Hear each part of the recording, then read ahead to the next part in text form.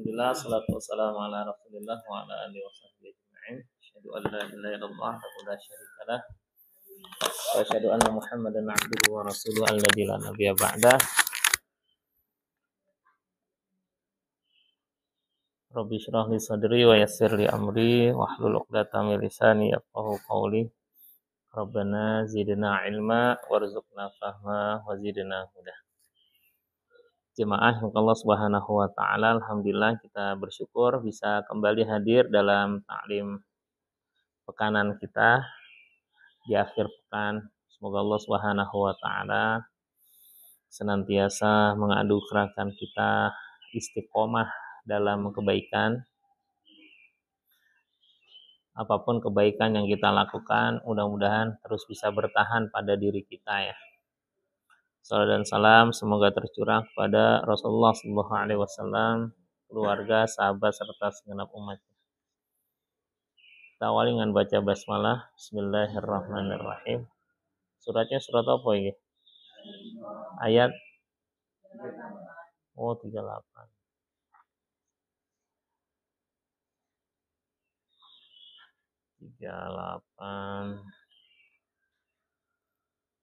Hunalika. Saya baca dulu ya. A'udzu billahi minasy syaithanir rajim. Bismillahirrahmanirrahim.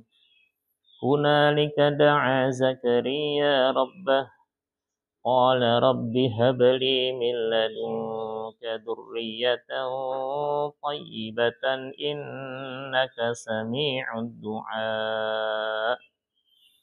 فنادته الملائكة وهو قائم يصلي في المحراب أن الله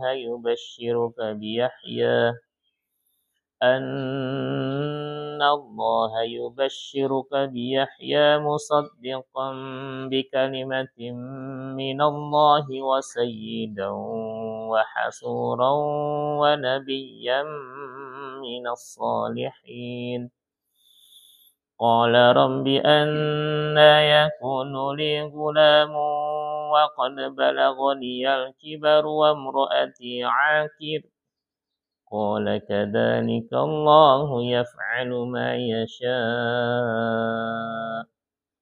Lanjut Pak.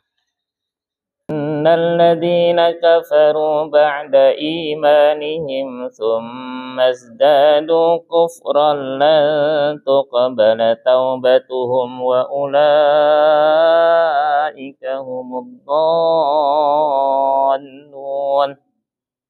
إن الذين كفروا وماتوا وهم كفار فلن يقبل من أحدهم ملء الأرض ذهبا ولو اجتدى به أولئك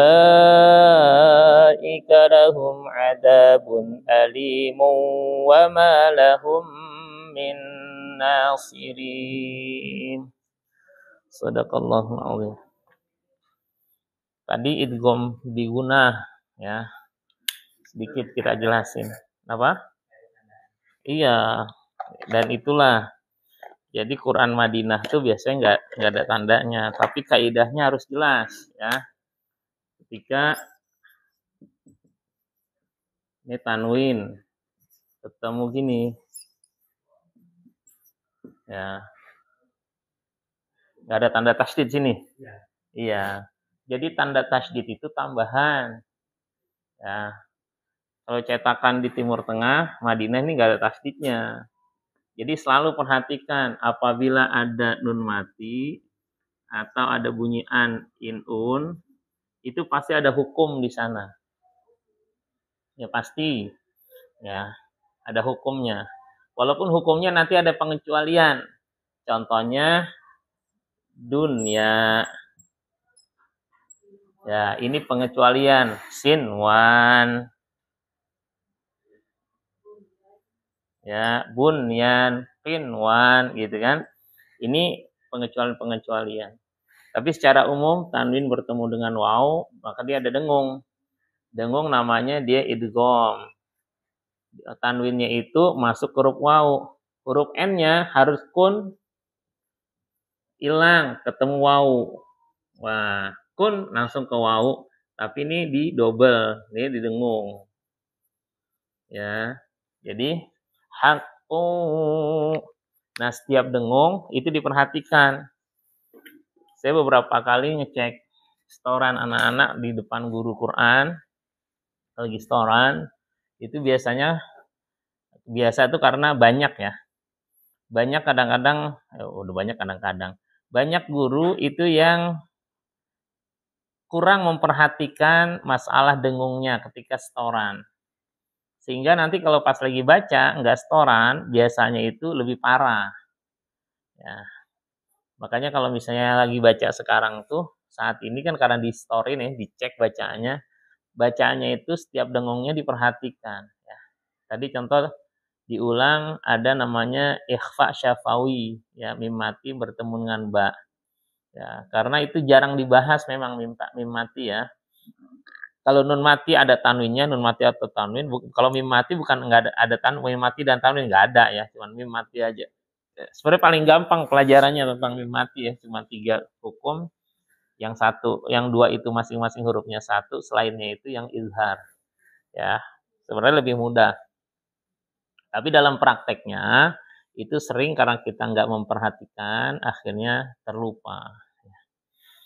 Salah nggak bacanya? Kalau salah sebenarnya enggak ya, itu aib ya. Karena tidak merubah arti, tapi nanti dia pengaruh kepada kualitas bacaan berikutnya. Kalau nggak didengung, biasanya huruf berikutnya itu cenderung nggak benar nantinya panjang pendek. Gitu ya. Jamaah yang melakukan Allah Subhanahu wa taala, ya karena kita juga sering mengulang-ulang ayat-ayat, mohon maaf kalau hasil nanti ada penguatannya itu berulang-ulang.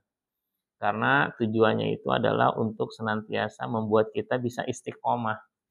Orang istiqomah itu harus selalu diingetin. Walaupun bisa jadi yang diingetin yang udah tahu. Tapi harus bersyukur. Oh alhamdulillah diingatkan. Kalau ternyata dalam materinya kemudian ada sesuatu yang kita sudah berjalan, alhamdulillah. Tapi kalau belum, oh iya, padahal udah sering diingetin ya, kayak gitu. Ya, apalagi kalau misalnya pengajian atau tempat yang sering ya saya ngisi, biasanya ada ilustrasi atau apapun yang menguatkan tentang karakter yang ingin ditanamkan, biasanya itu ada kadang-kadang pengulangan. Gak ubahnya kalau kita belajar sholat, materi sholat di SD ada nggak? Di TK ada nggak? SMP ada nggak? SMA ada nggak? Ya, masing-masing punya penguatan yang berbeda-beda. Ya, jadi temanya sama, tapi sudut pandangnya beda. Suatu saat ada yang nanya ke saya, Ustaz, kenapa ya kisah para nabi kok tersebar di banyak surat, gitu ya? Tidak satu surat selesai. Ya, karena fungsinya beda. Ya, ibarat gini nih ya, ketika lagi menceritakan sesuatu, pengen ditanamkan kepada Rasulullah SAW dan kita umatnya. Terus diceritakanlah kisah-kisah sebelumnya. Misalnya ya. Kita ingin menanamkan kesabaran kepada anak kita. Ya, Bang, yang sabar dong, gitu kan. Sabar kan susah. Dengerin nih. Kamu lihat nggak tetangga kita? Ya, walaupun begitu dia sabar loh. Kamu pernah ingat nggak waktu kakek cerita? Kamu pernah denger nggak? Kamu pernah. Nah itu sampel itu ingin menguatkan gitu. Ya, begitu juga kisah-kisah tuh. Kadang-kadang satu surat itu kisahnya tuh banyak. Ya, itu untuk apa? Menguatkan. Ya. Sampai tadi ayat dikatakan inna hadzalahuwal qasasul haqq wa ma min ilahin illallah wa innallaha lahuwal azizul hakim. فَإِن تَوَلَّوْا فَإِنَّ اللَّهَ عَلِيمٌ بِالْمُفْسِدِينَ. Ya. Surah Ali Imran ayat ke-62. Jadi sebelumnya itu ada kisah Nabi Adam, ada kisah Nabi Zakaria, gitu. Ada kisah Maryam, ya, keluarga Imran. Nah, kisah-kisah itu bukan cuma sekedar lewat begitu saja, enggak. Di sana ada penguatan. Ya, maka kata Allah, inna hadza lahuwal qasasul haqq wa ma min ilahin illallah wa innallaha lahuwal azizul hakim fa in tawallaw fa innallaha alimun bil mufsidin. Gitu ya. Ini kisah ini adalah kisah yang benar. Tidak ada Tuhan selain Allah. Allah yang maha perkasa lagi maha bijaksana. Fa in tawallaw, kalau kalian berpaling, fa innallaha alimun bil mufsidin. Maka Allah ya, kalau mereka pun berpaling, maka Allah adalah maha pengetahui terhadap orang-orang yang berbuat fasik. Jadi banyak yang kita bisa perdalam dari kisah-kisah tersebut. Ya. Salah satunya adalah doanya Nabi Zakaria, Rabbi habli min ladunka dzurriyyatan thayyibah innaka sami'ud du'a. Kisah Nabi Zakaria itu yang pertama itu bicara tentang tawakal seseorang kepada Allah yang diungkapkan dalam doa. Jadi tawakal itu bukan cuma sekedar kondisi hati, tapi tawakal itu adalah keberserahan kepada Allah seraya terus meminta ya dari setiap cita-cita yang ingin kita capai. Ya.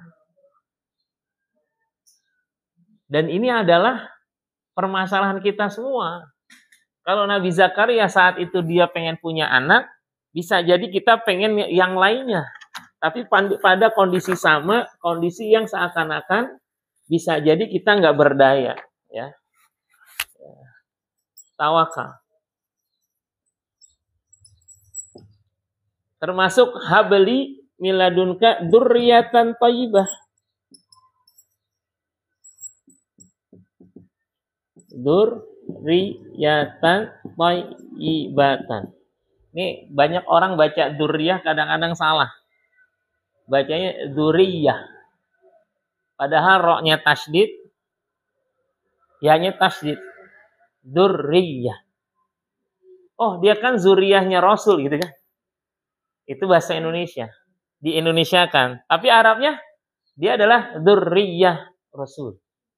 Nah, kalau kita membiasakan pas, nanti pas baca Qur'annya insya Allah pas. Saya beberapa kali orang baca Rabbana hablana min azwajina wa dzurriyyatina gitu. Ya.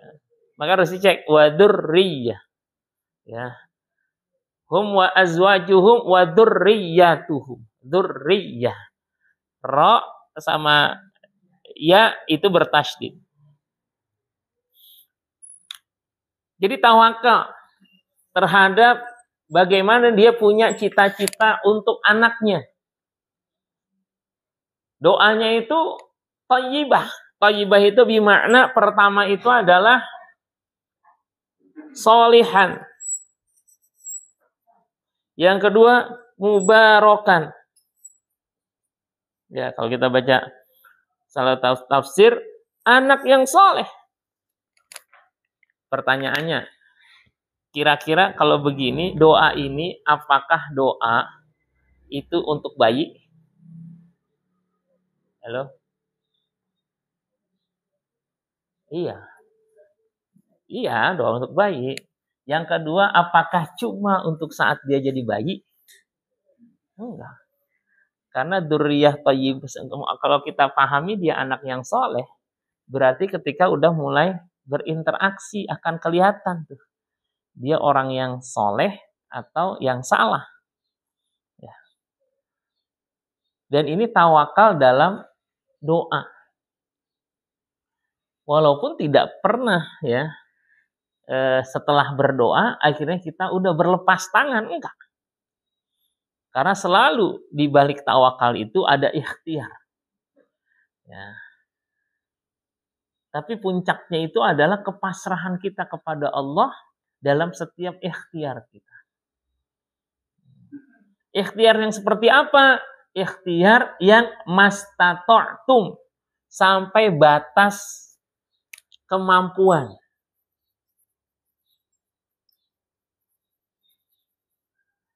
Ya. Pekan lalu kita bahas tentang akhir surah Al-Baqarah. Ya, betul nggak? Ada kalimat tuh La yukallifullahu nafsan illa wus'aha.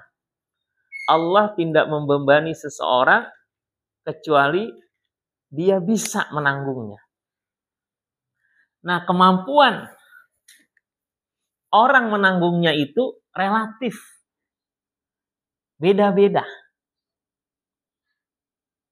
Nah, kemampuan maksimal itu, ya, kalau ibarat orang lari itu, kalau dia udah nggak bisa ngelangkah lagi.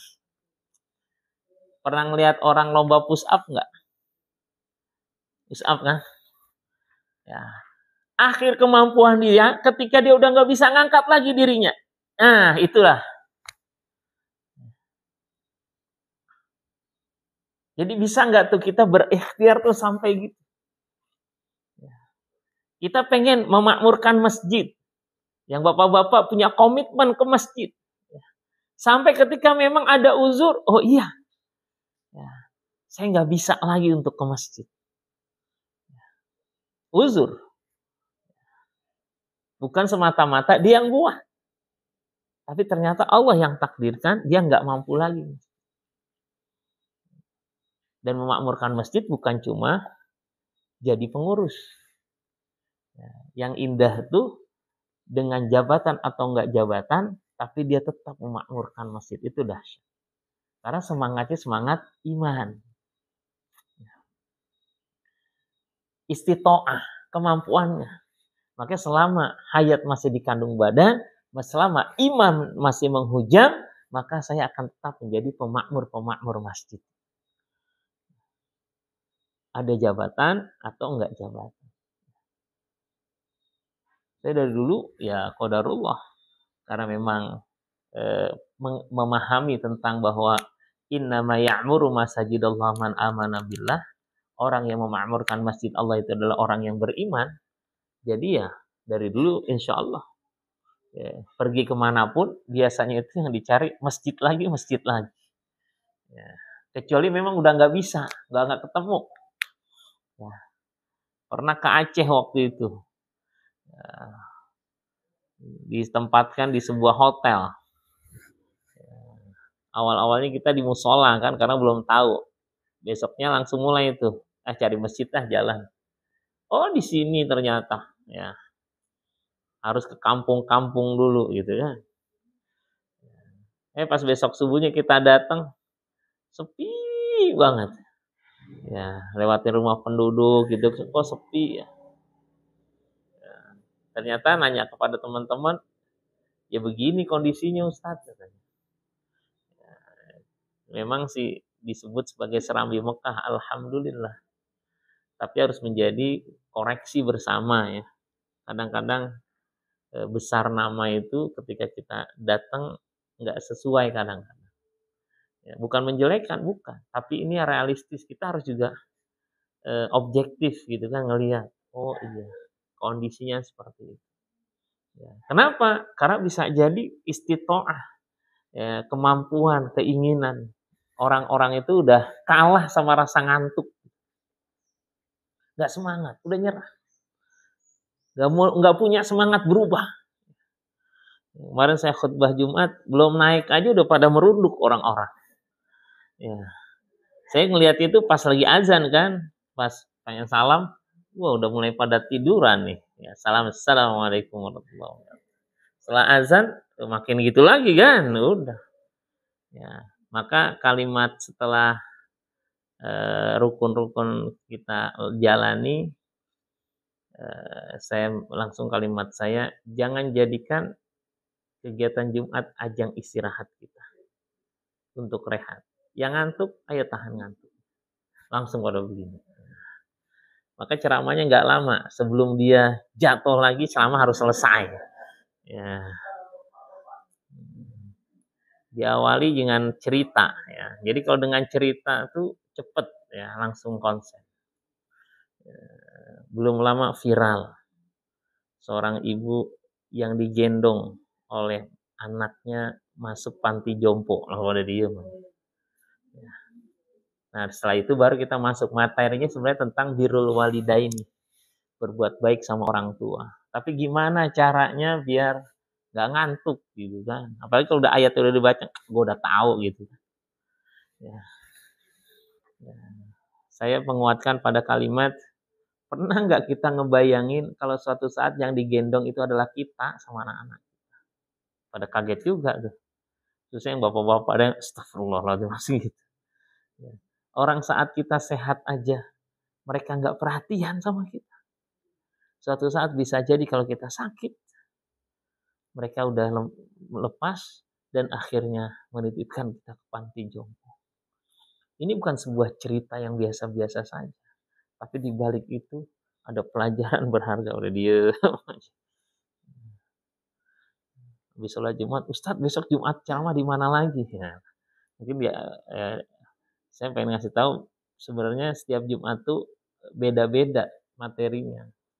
Kenapa? Karena saya ceramah di masjid saya sendiri gitu. Kemarin habis kuliah subuh hari Ahad. Jadi ada sesuatu yang harus berbeda. Ya, kalau tempat lain beda lagi tergantung situasinya. Biasanya PN17-an tuh bicara tentang memaknai kemerdekaan. Tapi bukan cuma itu, ya. Tapi kalau yang kita di sini itu sesuai dengan apa yang ada kita baca dan itu kita ambil refleksinya. Kita ambilkan pelajaran. Hari ini kisah tentang tawakal. Ini anak-anak, bisa jadi doa ini adalah doa yang dibaca oleh orang tua kita. Benar. Bahkan sebelum kalian hadir, mereka sudah punya doa, Rabbana hablana min azwajina wa dzurriyyatina qurrata a'yun. Kelak kalau pengen punya anak-anak yang berakhlak mulia. Dan bisa jadi teman-teman nih, Bapak semua, ini adalah doa yang dibaca oleh orang tua kita. Artinya mereka ngebayangkan tuh, punya anak yang seperti ini. Bisa jadi mereka pernah merasa kehilangan kita ketika kita nikah. Cuman kadang-kadang kita nggak merasa itu. Saya mencoba kadang-kadang berpikir bagaimana posisi orang tua. Waktu sebelum saya menikah, ya, kasihan mereka. Ya, tadi sepanjang jalan juga saya berpikir gitu. Aduh, kasihan. Ya, ingat ibu yang udah wafat, ingat bapak yang masih ada. Saya bilang, apa yang harus saya lakukan di usia saya yang udah nggak muda lagi? Ya, diajak ke rumah juga nggak bisa, ya harus ada perhatian. Jangan sampai justru ya, doa-doa ini cuma pengen kita hadirkan buat anak-anak kita, tapi doa-doa ini tidak pernah menjadi penyemangat kita untuk menjadi ini dzurriyyatan thayyibah. Kita semua punya predikat sebagai anak kan? Kita anak dari orang tua kita. Maka memahami ayat ini bukan cuma bicara tentang nanti kalau gue punya mantu, gue kasih doa ini buat dia valid. Ya boleh, bagus. Nanti punya anak, biar doa ini. Silahkan. Tapi peran penting kita dalam predikat kita sebagai anak sudah seperti apa yang kita lakukan. Ya. Jangan-jangan kita belum bisa menjadi dzurriyyatan thayyibah. Ya. Sampai di grup warga tuh ketika saya habis ceramah kemarin ada yang posting tuh. Ya, oh ini secara prinsipnya nggak jauh seperti yang diceramahkan oleh Ustadz Furqon gitu kan. Tentang penyesalan orang tua ketika punya anak semuanya di luar negeri. Ya, mohon maaf ya, ini kisah B.J. Habibie sebenarnya ya. Dia pernah, dia nulis kayak gitu. Saya bilang ini masalahnya bukan masalah apa-apa, ini masalah keterikatan hati. Ada orang jangankan yang jauh, yang deket aja itu nggak perhatian sama orang tuanya. Tapi ada kebalikannya, mereka yang jauh tapi sangat perhatian sama orang tuanya, nyambung nggak? Ya. Semalam ada anggota majelis taklim saya nggak ngaji, kata jamaah, Ustadz dia ke tempat orang tuanya. Tahu nggak tempat orang tuanya di mana? Yang saya tahu di Batam. Jadi kalau ini nggak nunggu Lebaran. Jadi kalau dia kangen atau apa, ya udah dia balik aja. Ya. Bahkan ada seorang jamaah itu yang 5 hari di Jakarta. 2 harinya itu di Solo nggak salah. Ya setiap pekan.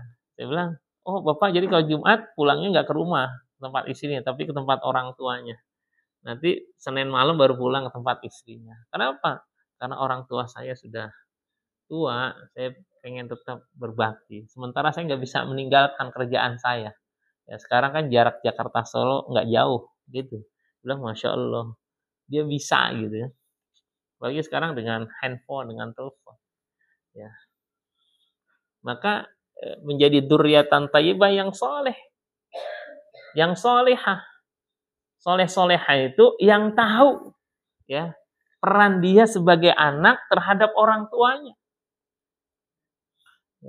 Dia mencoba memprediksi kira-kira orang tuanya kangen gak ya sama dia. Ya. Jadi ketika orang tuanya banyak nanya, dia selalu berpikir positif. Ya Allah, senang banget diperhatiin sama orang tua gitu. Temannya anak saya itu sampai komen ke anak saya dan cerita anak saya ke saya. Ya, kata temannya itu, enak banget ya. Ya, diajak ngobrol gitu. Waktu itu pas saya hampir setiap hari itu nganter makan ke anak saya yang sekolah. Anak saya di SMA, saya tuh di SD. Ya. Tapi saya suplai itu makanan. Jadi kalau misalnya anak saya, aku mau makan ini ya, ya sebentar ya. Ya udah pasti rahat saya beliin gitu. Kata kawan saya, kata dia cerita, enak banget ya gitu. Padahal dia lebih enak sebenarnya. Kenapa? Dia catering. Orang tuanya udah nyiapin buat sebulan sekali gitu kan. Kalau kami orang-orang yang harus ngirit-ngirit, kalau catering enak buat dia satu ya sekian, gimana dengan adiknya mikir kayak gitu. Tapi di sisi lain ada potret yang dilihat sama orang lain itu adalah sebuah kenikmatan. Kenapa? Bentuk perhatian. Jadi ya disyukuri aja, masing-masing kita punya potret yang berbeda sudut pandangnya gitu. Tapi yang penting itu adalah bagaimana perhatian kita itu dirasakan oleh anak-anak kita itu. Yang kadang-kadang kan nggak dirasa, ya. Sehingga udah normal-normal, udah biasa-biasa aja. Kenapa? Karena kita jarang memanfaatkan quality time, waktu bersama dengan mereka. Walaupun cuma handphone sebentar, itu ada quality time. Cuma kita sekedar tanya, Kak, sedang apa Kak? Ini. Kemarin saya sebelum subuh tuh doain abi uminya ya. Gitu doang aja di grup. Jadi bukan karena kalau kira sakit baru gitu kan. Jangan. Ya. Nanti suatu saat kita nggak sakit aja ditanyain gitu kan. Gimana kabarnya. Dan ini bukan perjuangan yang sekali selesai, enggak. Nanti dia dapat informasi, dapat perlakuan ya dari yang lain yang bisa jadi suatu saat justru nggak ingat lagi sama kita. Jadi menguatkan. Dan jangan transaksional. Transaksional gini ya. Ya, saya akan ngedidik dia karena biar suatu saat nanti kalau saya udah tua, saya akan dipelihara sama dia. Itu transaksional. Biarin aja. Berikan yang terbaik, kasih sayang yang tulus, insya Allah dari hati itu akan masuk ke dalam hati.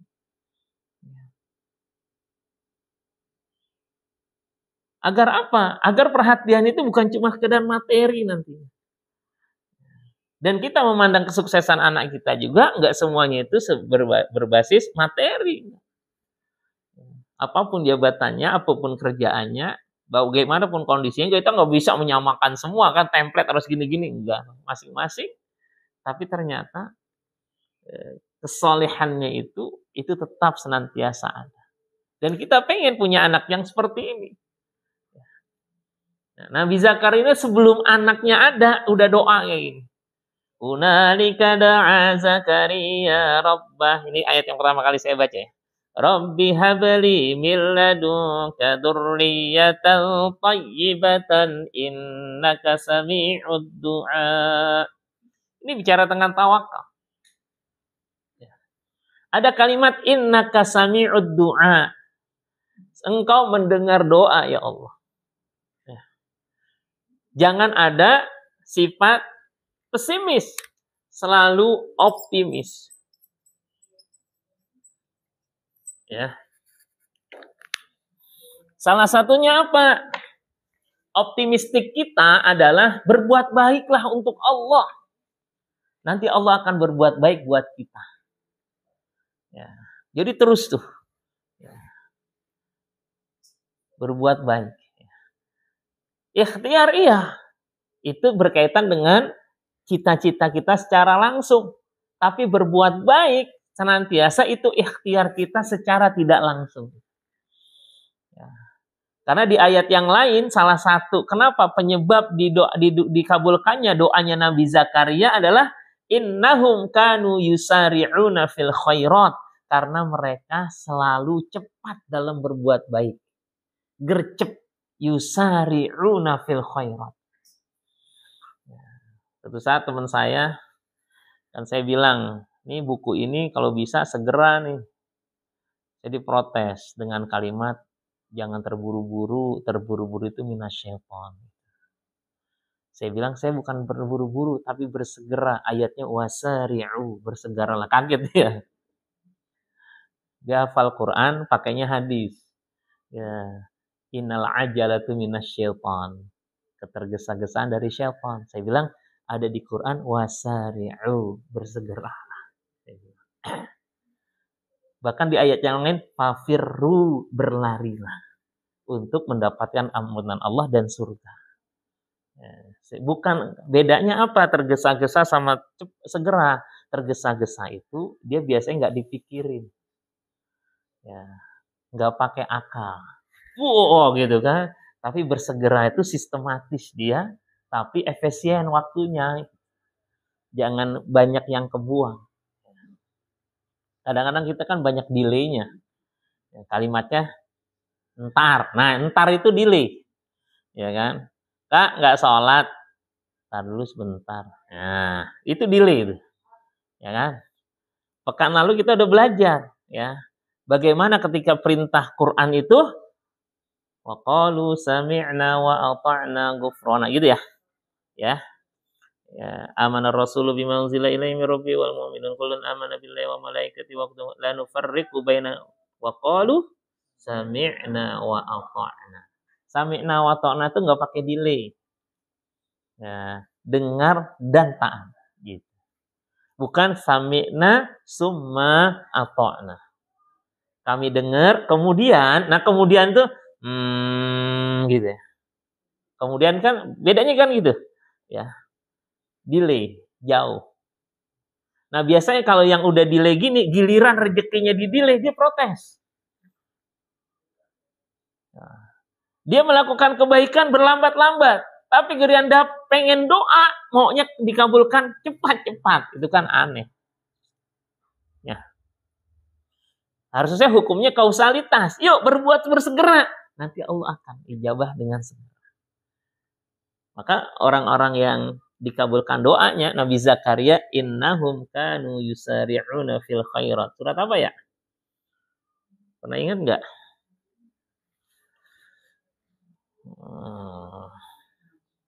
Surat 21 surat apa?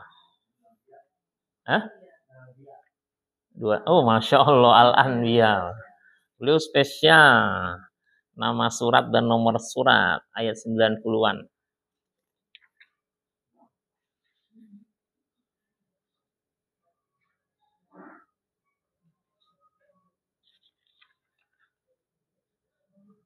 Ayat 90. Coba Kak, baca Kak, terjemahnya Kak. Surat 21 ayat 90. Ini kalau kita mau dikabulkan doa-doa kita sebagaimana Nabi Zakaria, diantaranya ini. Ada sebelah kanan paling bawah. Surat 21. Nah, biar terbiasa buka surat. Ayat 90.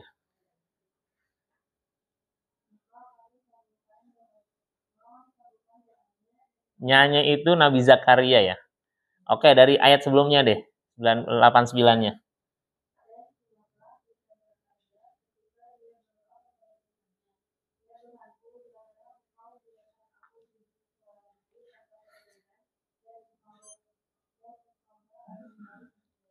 Terus.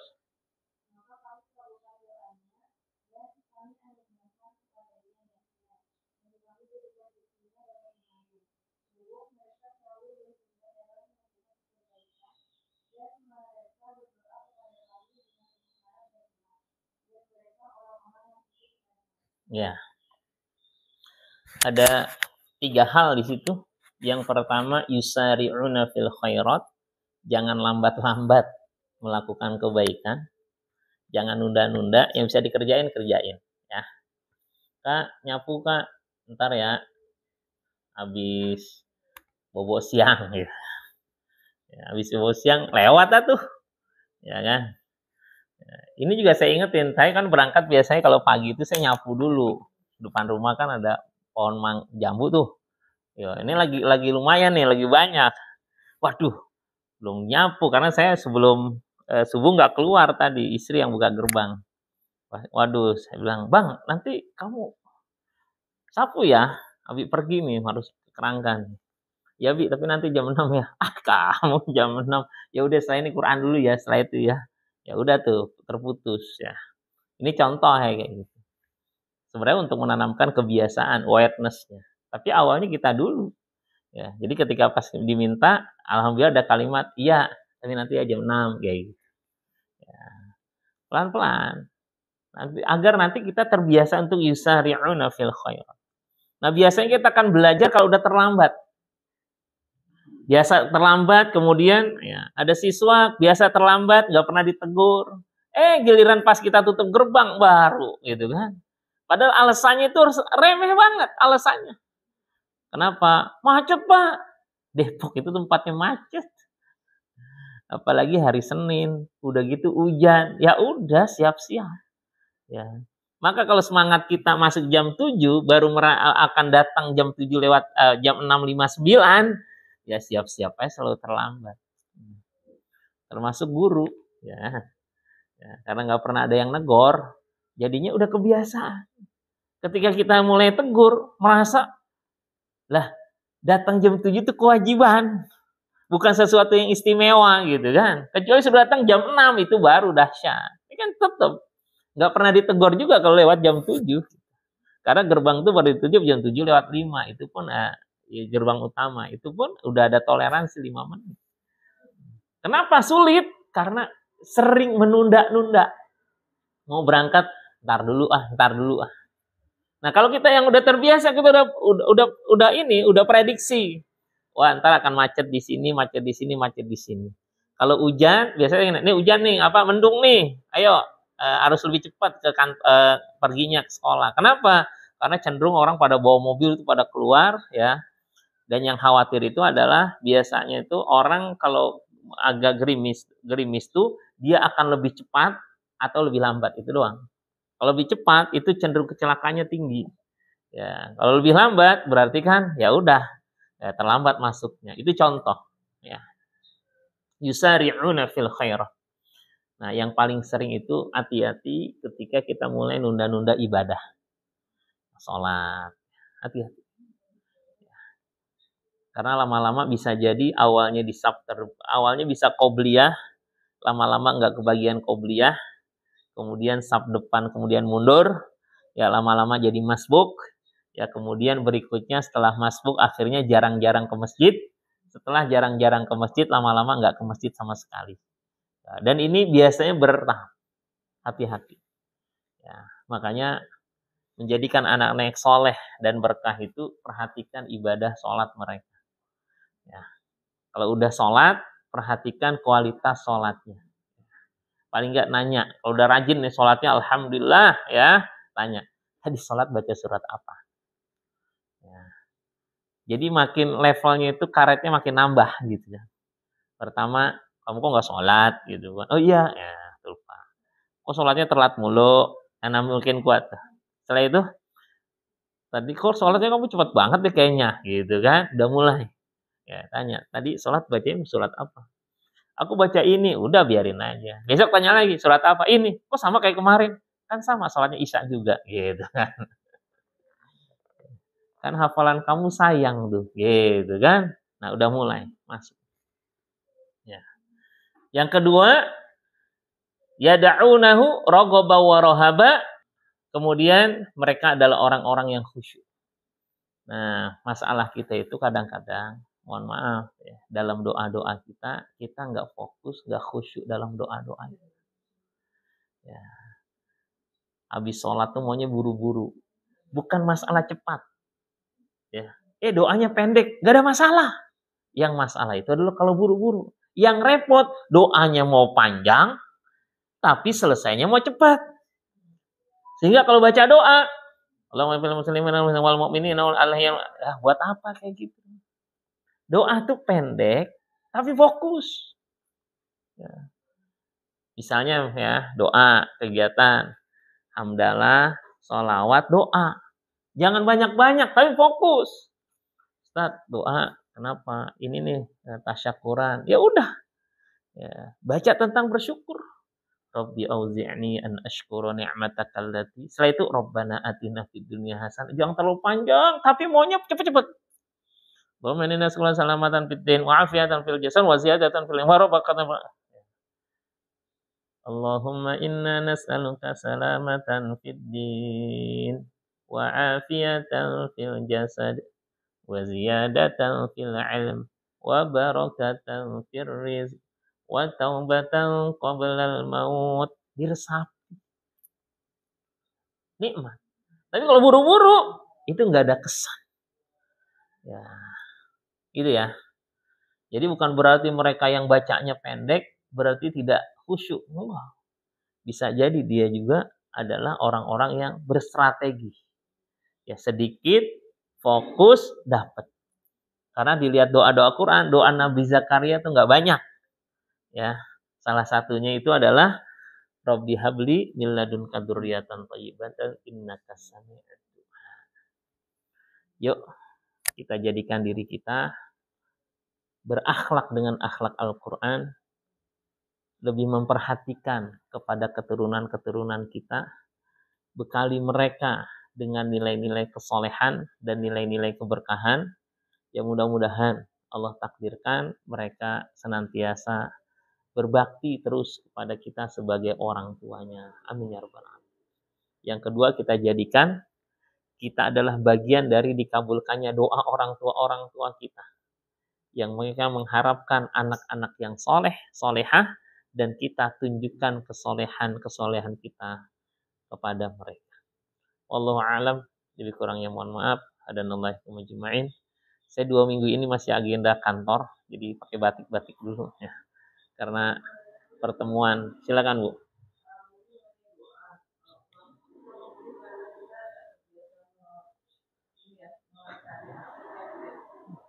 Salah satu pengen khusyuk itu faham yang kita baca. Salah satu. Ya, salah duanya itu kondisi hati disiapkan. Ya, jadi pikiran-pikiran yang lain udah off dulu ya. Fokus dengan doa ya. Kalau lagi misalnya nyimak khutbah ya, maka dengerin. Ya, jangan pikiran-pikiran yang lain kayak gitu ya. Alangkah indahnya setiap doa kita paham artinya. Itu lebih nusuk tuh, lebih nyambung, lebih masuk gitu. Ya.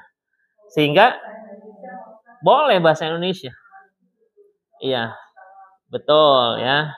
Tapi jangan sampai menjadikan kita tidak mau menghafal doa-doa berbahasa Arab. Ya, apalagi doa Al-Qur'an. Ya. Sayang kalau doa Quran kemudian dijadikan bahasa Indonesia saja gitu kan. Ya bagusnya misalnya Rabbana hablana ya Allah, anugerahkan untuk kami min azwajina, melalui pasangan hidup kami, wa dzurriyyatina, dan keturunan-keturunan kami, qurrata a'yun, mereka menjadi penyejuk hati kami. Waj'alna lil muttaqina imama, jadikan mereka dan kami semua pemimpin orang-orang yang bertakwa. Itu nih. Ya, pelan-pelan aja sambil diawali, coba deh. Bacaan sholat kita itu isinya doa, dipahami dikit-dikit. Ya. Bahkan kemarin saya pengajian itu ngecek bacaan sholat. Iftitah, silakan mau baca iftitah yang mana, wajjahtu wajhiyya, Allahu akbar kabira, Allahumma ba'id baini, subhanaka, tapi bacanya bener. Ya.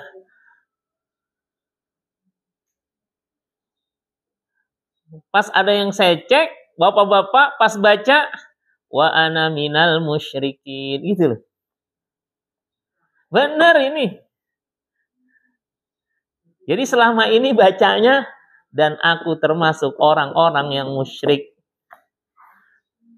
Ini kurang ma-nya, Pak. Kalau Bapak baca yang begitu pakai ma, wa ma ana minal musyrikin gitu.